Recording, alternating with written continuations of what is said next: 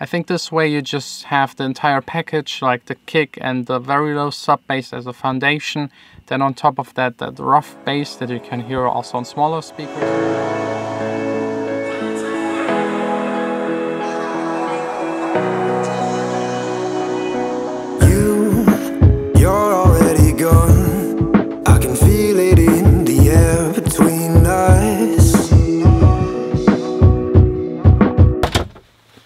Hey guys, welcome to my studio. It's Sunday. There is a special reason I'm here. First of all, I want to finish the final warning track, and I also don't want to be at home. Today's cleaning day. So let's get the laptop, charging cable, and get started. The one thing that still bothers me the most about the track is the low end. I'm still struggling to get the kick to work with the sub bass and the higher bass. So it's about time to try to separate them and just get the mixing right on the low end. The first and probably most important tip when it comes to getting a clean and tight low end is just not to have a whole lot of stuff going on in the low end. Usually for EDM tracks, just like the kick, the sub bass, then maybe a higher bass, maybe some low percussions, but that's already quite difficult, and nothing else. Everything else shouldn't have anything below like 300, 200 hertz. Depends of course on the track, but usually try to keep it clean, no more than 2, 3, 4 elements below these kind of frequencies. The final warning track is in particular difficult to mix because it has like a very low kick, a very low sub bass, on top of that another sub mid kind of bass, on top of that 2 pads that also have a sub part, and mixing all of these together, and they're almost all playing the same notes, is quite difficult. So usually if you have problems mixing kick and bass, it makes sense to separate them, either by the frequencies or with sidechaining, or by just not playing the notes at the same time, or applying a mixture of those 3 techniques. This right here is the entire project. Let me play you really quick the chorus so that you know what's going on. Take me to the promised place. This was your final warning. Don't act like you're the last to know. You had the chance to save her, be her savior. Now leave her alone. Let's maybe mute the vocals. They're not so important for taking care of this, as well as all the effects. Let's just keep like the pads, the basses, and the drum elements.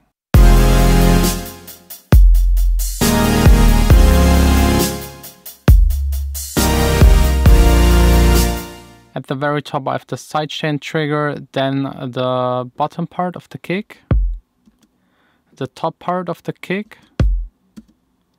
a clap.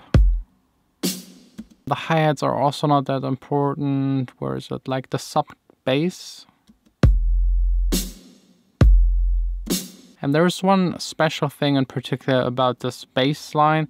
It is always hitting whenever a kick is hitting and kind of replacing the actual bass of the kick. If we go here into Geist, my drum programming sequencer, you can see that I choose to shorten the kick by a lot. It was actually this long, and I've shortened it to here. Just to kind of get rid of the tonality of the kick and also the bass part, because I was then just laying it with a real bass.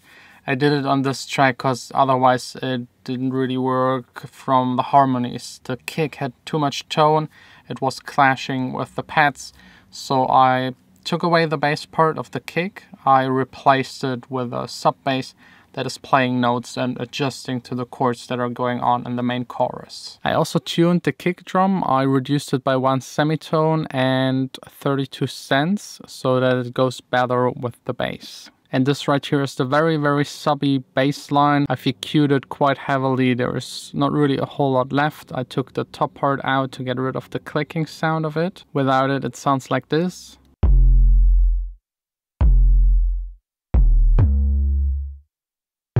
And with the high cut, you just hear the bass.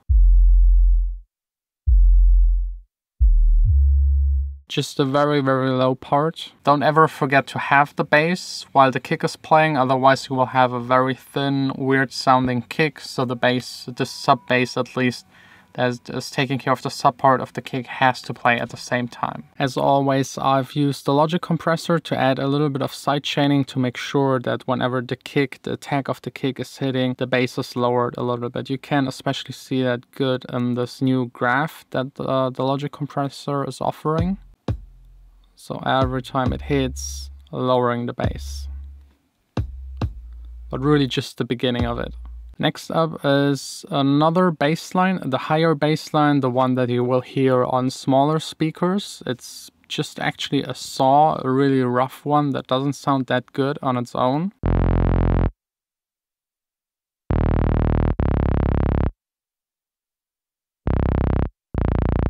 I know, it's super boring. That simple sounds awkward, but if you listen to it within the mix, it was actually the one thing that was missing, that was needed, because the pads that are sitting on top, they don't have the rougher, lower kind of bass frequencies. They extend a little bit into the bass part, but not that much, and the sub is already too low, so I needed something to fill out that gap in between, and the saw bass line was just perfect, at least in the mix. Alone, it's just weird. Let's listen to it with all of the other elements. Without the stabs, still weird.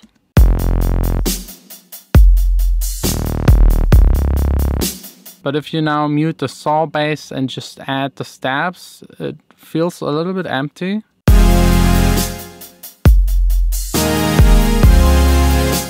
Now with the saw.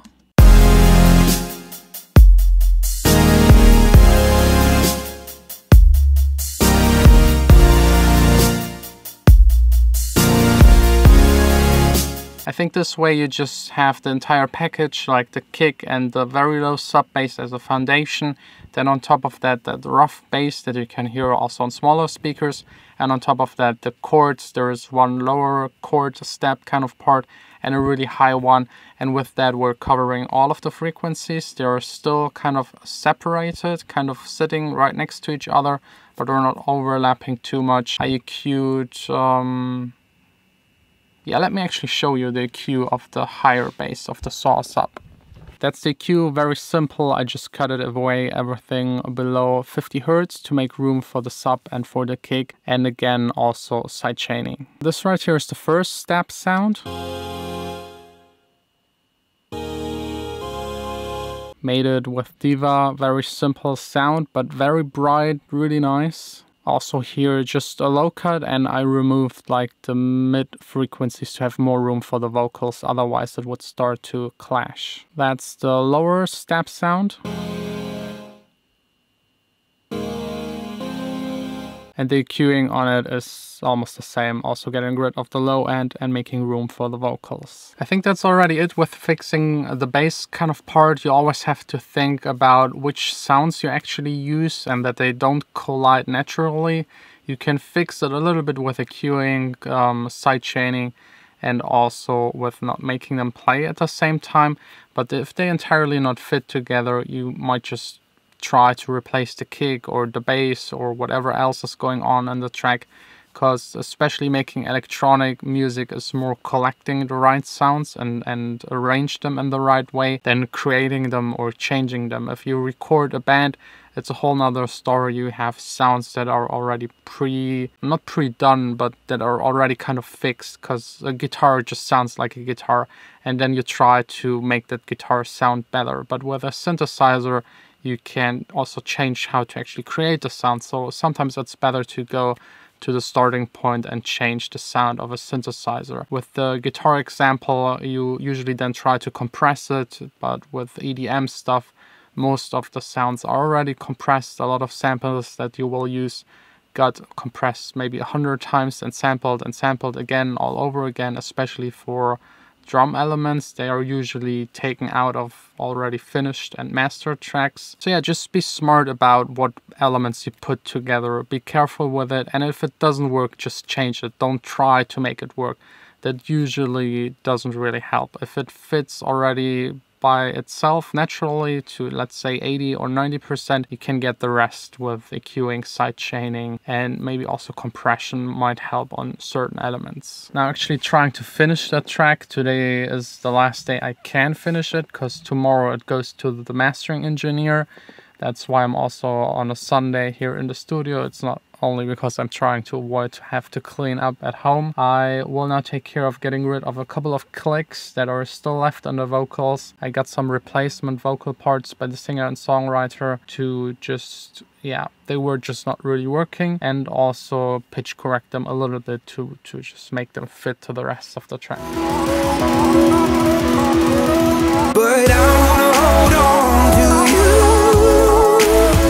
with two hands, with two hands.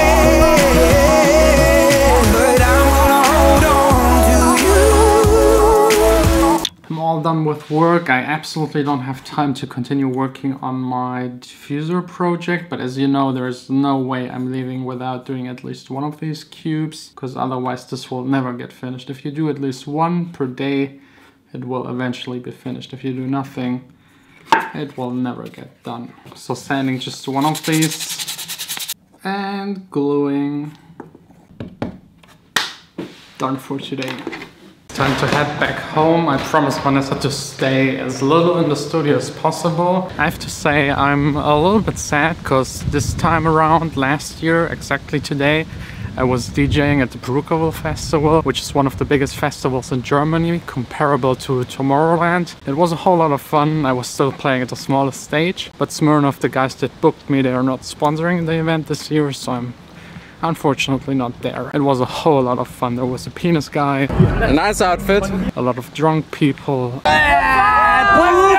The main stage. My small stage. And a whole lot more fun stuff. If you're interested in the entire video, I will link it up at the end of this one. But I wanna hold on.